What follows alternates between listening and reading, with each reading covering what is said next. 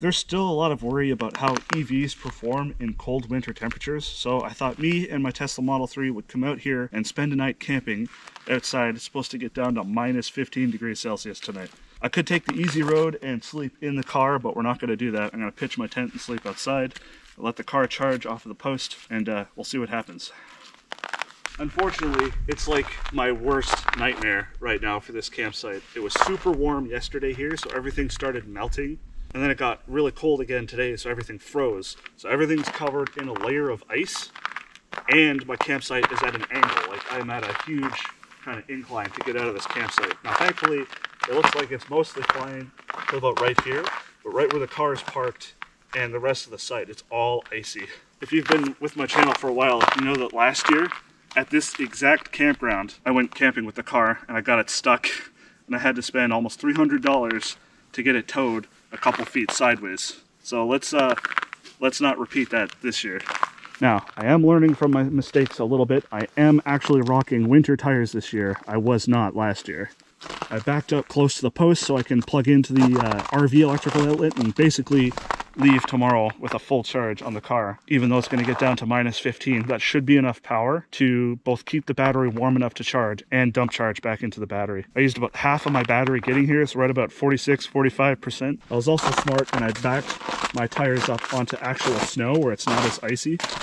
And I do actually have some traction pads and some kitty litter to assist with getting me unstuck should the need arise. And another thing that I didn't do that I did last time is wedge myself dangerously close to stuff like this post. So at least here I'm kind of pointed downhill from that tree, so if I start sliding I'm going to come this way towards the camera. Alright, so let's first start by actually getting the car plugged in. It's my first order of business whenever I hit up a campsite. Mobile connector. Oh, let's not dump half of my charging contents all over the floor or scratch up my paint. Thank you.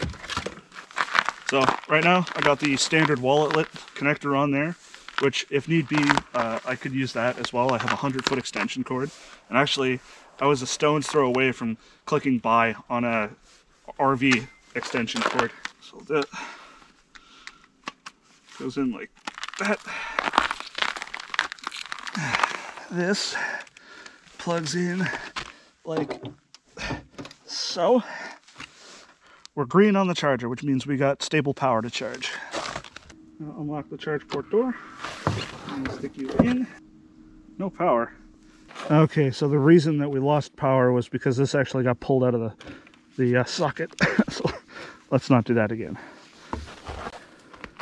Now if we come back around to here, all right, we're charging. And we should be pulling 2.4 kilowatts off of a RV outlet. And it's kind of hard to see because of the glare, but we're at 44% right now. We're plugged in and charging at 3 kilowatts. And it says we should be done in give or take 13 hours, which will be 4 o'clock in the morning when this thing's done, which means that we'll be leaving on a full charge. Oh, it's minus 8 degrees right now.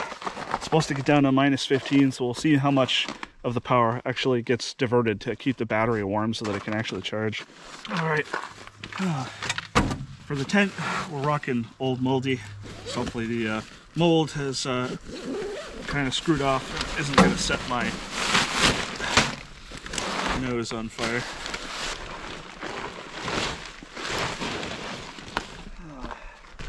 Should be fun trying to hammer in the pegs.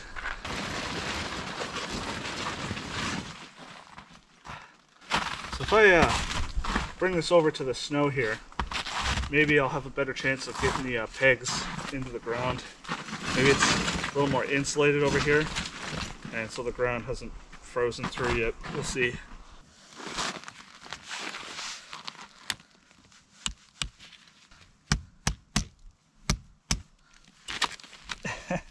It definitely does not want to go into the frozen ground. I'm already bending the pegs. I don't envision it getting too windy, so maybe I'll just go without. As long as I keep my bag in there to weigh the tent down, I think it should be fine. The tent has seen better days, but it'll work.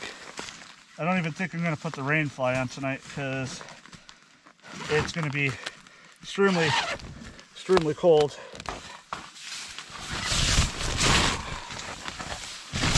Ow.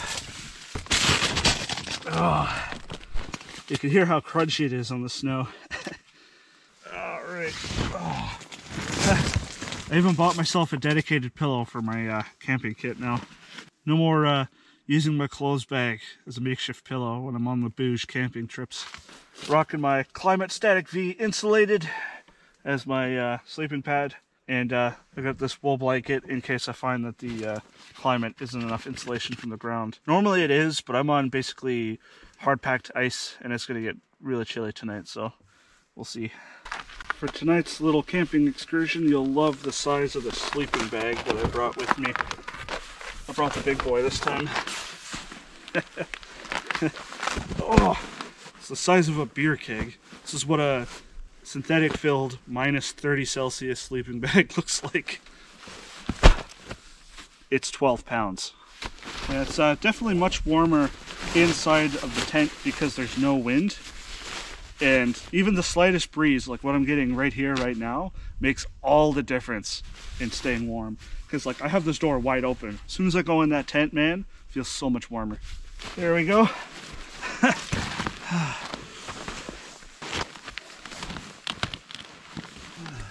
Whenever I talk to, shall we say, camping normies, and I tell them that I go winter camping, they always act all freaked out, like, how do you stay warm? Do you like tormenting yourself? Winter camping isn't supposed to be any less fun and enjoyable than summer camping. Like I said, you have to stay out of the wind. There's no way around it. Even a slight breeze can have drastic change on your body temperature. And like I said, as soon as I go into that tent there and cut the breeze, I just feel so much warmer. And it's not insulated. It's not even a winter tent. It's not supposed to be used in winter. The second component is you need to stay dry. As soon as you get even a little bit wet, even from things like sweat, oh man, does your body temperature start to plummet. It can actually get quite dangerous. That's why they always say to have a fresh, dry pair of clothes to change into right before you go to bed. It makes a world of difference. And the last one is obviously having the right equipment. A summer sleeping bag is not going to cut it in winter. You need a winter sleeping bag. And it's supposed to get down to minus 15 degrees Celsius tonight. And I think that sleeping bag's overkill, honestly. Car's doing pretty good. We're already charged up to 48% over the last, I don't know, hour that we've been here. It's not very fast charging on RV outlets, but it's still close to 3 kilowatts. And like I said, because it's so cold out, it does have to use some of that energy to keep the battery warm enough to accept a charge. So part of our little experiment here is to see how much of that power gets diverted to keeping the battery warm. So part of what I brought with me was the All Powers. This is my new power station. This is my new way of keeping all my electronics and stuff charged when I'm on these car camping type trips. And I'm interested to see how this thing performs in such frigid temperatures tonight. We'll let it begin its chill down to ambient temperature, and we'll see how it performs tonight.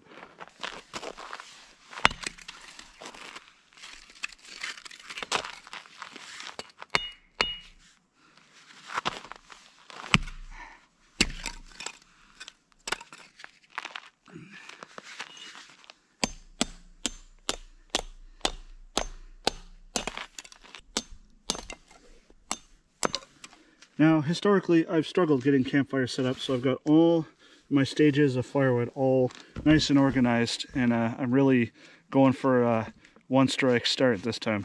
The firewood that I got from the campsite actually seems to be relatively dry, which is a first. It's always like at least a little bit damp, but no, split pretty well. I've got several different sizes, collected some dead twigs. All right, for tinder, I'm just starting off with half a fire starter and some toilet paper. Yeah, it seems pretty cold. I don't think anyone's had a campfire in here today. Shred it up all nice and fine. Feather this a little bit. I'm gonna try the ferro rod on this thing. This ferro rod is absolutely tiny, but it should suffice. Oh, that was fast.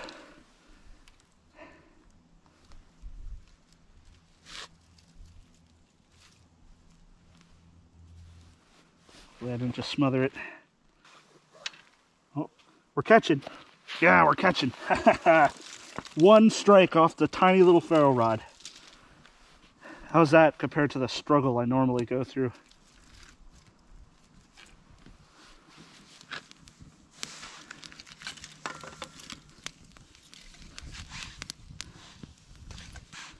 There's a lot of smoke. Definitely some water in this wood. Now let's see if I can give it a bit of a helping hand. Yeah, how's that? One strike from that tiny little ferro rod and we're going. I think that's a new personal record for me. I've never had to struggle to get a campfire started so little. So yeah, we're just gonna throw some of that big wood on and let that start burning down into embers, and then we're gonna start cooking. All right, it's burned down enough where I can set the grill down. Let's go take a look at what we're cooking. So I got this ReadyWise Chili Mac backpacker meal that I got from Canadian Tire on clearance. And I was actually supposed to bring this on my little electric snowboard ride and cook last week, but I forgot to put it into my backpack. So that's what we're gonna have tonight. Seems to be a trend of people eating these, so. Okay, cooking instructions. Tear the pouch and remove the oxygen absorber. Add 500 milliliters of boiling water. Stir, close the zipper, and let sit for 12 to 15 minutes. And the most important step, enjoy. It's probably gonna be a little soupy. Oh.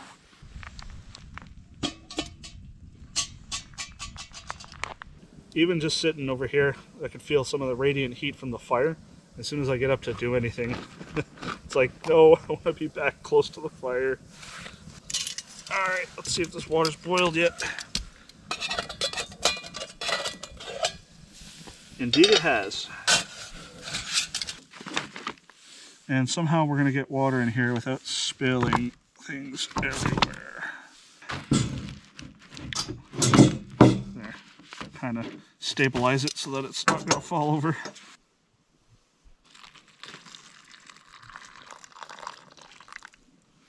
All right. And I guess we let that sit for 15 minutes.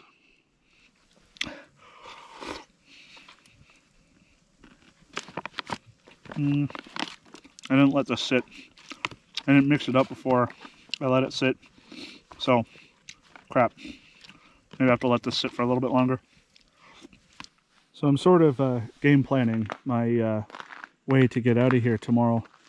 And I think the solution is when I get in the car, I'm going to do a hard crank to the left and see if I can clear this pile of snow. I probably won't be able to, but we'll see how far forward I can get. Now, this car is rear-wheel drive, so the rear is where the traction is, and I'm on some more rougher snow, so I should be good to start from there. But the question is, once I pull out and I'm here, and I have to reverse, that's going to put my wheels right over top of all this nastiness here. So I think tomorrow there's a sand bin over there. I'm going to pre-sand all of this before I start. I'm going to pull out, reverse in. If need be, I can reverse all the way over here where there's some exposed ground where I can actually have some traction. Shift into forward and then kind of creep forward, slowly adding momentum until I get to about here. Once my rear wheels reach about here, I should have enough traction to get up. But yeah, getting up out of here, this is my biggest worry tomorrow, because it is all downhill. Yeah, now that the sun's going down, I'm starting to chill out. I think once I'm done eating, I'm going right in the tent and I stay in there for the rest of the night. Ooh, let's not slip and die. If I can't even get traction, how the heck is my car going to? Alright, we've waited the prerequisite 10 minutes again.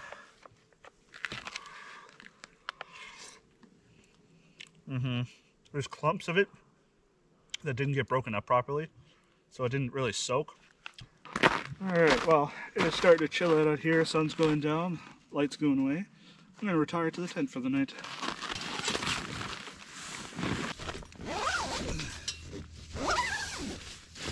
Oh, it's a little bit crowded in here with all my stuff, but I'll make it work. So to help deal with the disorganization problem, I actually have a little something. Nature Hike was kind enough to send me a small portable folding table, and that should help keep things a little bit more neat in here and not have crap all over the place. It comes with the tabletop. It's a soft top, not a hard top, but I find it's actually pretty firm, and it'll be interesting to see how this thing handles cold temperatures. This is the main underside, so it's just like a tent and tent poles, where it's got elastics that hold all the legs and arms in place, and you just slide everything in. Then there's the two horizontal support beams.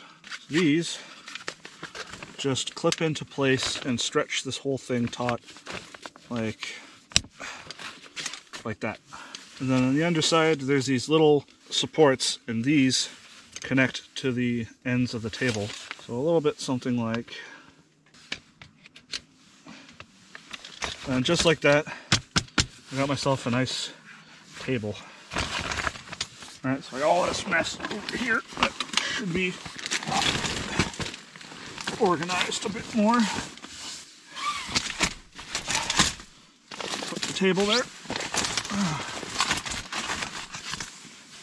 This can be where I have my charging stuff, for instance. So we got the all powers. We can just tuck stuff underneath as well and keep it out of the way. Sorry, I gotta give them a plug since they sent it to me for free. But I genuinely like it. It's actually super light. I'll put the weight of it on the screen now. And you could almost go backpacking with this thing. And put my cans in there. Yeah, if I wanted to, I could even set up my tablet here and have it at a nice elevated position and watch some movies and stuff. Not bad. Actually, I think I do have some stuff on there I can watch. I just don't know how the tablet will handle the cold temperatures. We'll have to see. So yeah, links to this thing are in the description. You can see my breath. Should give you an indication of how cold it's getting. Because right around now is when I think the temperature was going to start plummeting. Minus 15 overnight. Oh. In the meantime, my feet are really cold. I think my socks might be a little bit wet. Yeah, a little bit. They're pretty damp. Oh, this always sucks having to do in winter. And put the dry sock on. Oh, she's a little cold. Oh, she's cold. I don't know how well it shows, but it's so cold that the refresh rate on the tablet is not doing so well. It's refreshing, but it is ghosting like mad. I guess these things aren't really meant to be operated in minus 10 degrees.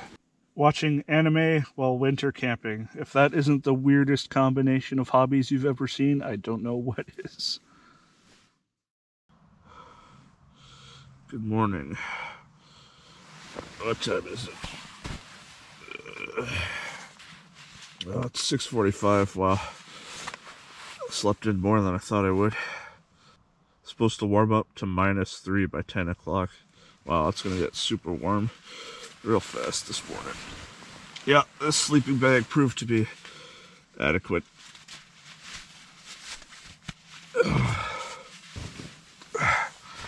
Alright. Now for the worst part. Getting out of the sleeping bag in really cold temperatures.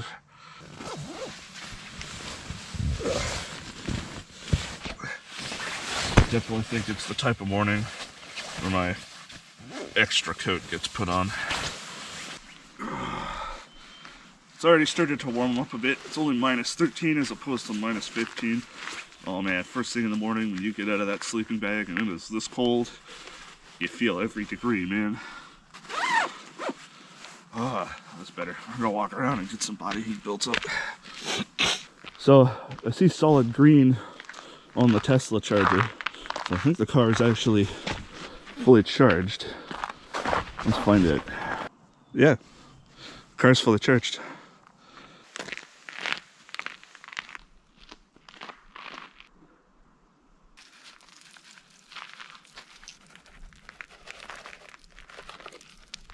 so before I start tearing down camp, I gotta make sure I can get this car out of its current spot. So I sanded quite a lot of the ice here, and now I'm going to very gingerly move it forward and do that maneuver I was discussing yesterday. So we'll see how that turns out.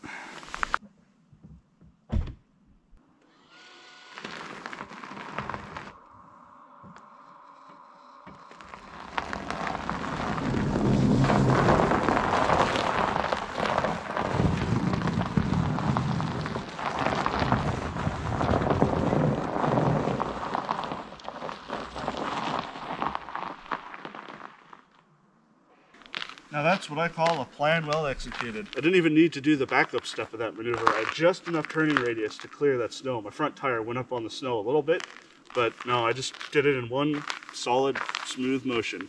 Kept up momentum and I managed to get to the dirt pile. So from there it should be fine. I got nothing to slip on. Definitely learned my lesson from last year. If this was me last year, oh man, I would have had to got towed again for sure. So let's talk about this little fold-up camping table that Nature Hike sent me. It's actually a lot more taut than I was worried it would be with the fabric, so that's a bonus. Has plenty of room for all my electronics and stuff that I charge overnight. You can actually see that my power station got a little bit of frost on it. Actually, let's see how much this all powers drained last night. So we got it down to about 81%, so we didn't drain it too much. And that was mostly from my tablet being used to play a few episodes of anime last night before I went to bed. So the only thing I don't like about the table is that the underside is rather crowded. So if you're trying to make use of the space of having a table by double stacking stuff by storing it on the underside, there's not a lot of room to do that. And my only other worry, it may be unfounded, but the legs and stuff are made of a plasticky material. I'm worried that in frigid temperatures like this, legs and stuff will be brittle. I mean, it got down to -15 tonight, and so far it seems like it's handling it okay. And it is on the smaller side, so you're not doing too much with it other than what I'm doing here, or maybe playing some card games on it. And it does sit rather low to the ground. You can see how it sits in comparison with me sitting on the ground here. So I'll drop some links in the description if you want to go check them out. Nature Hike has all sorts of camping and backpacking gear.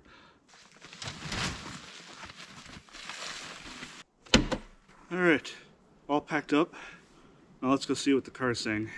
Alright.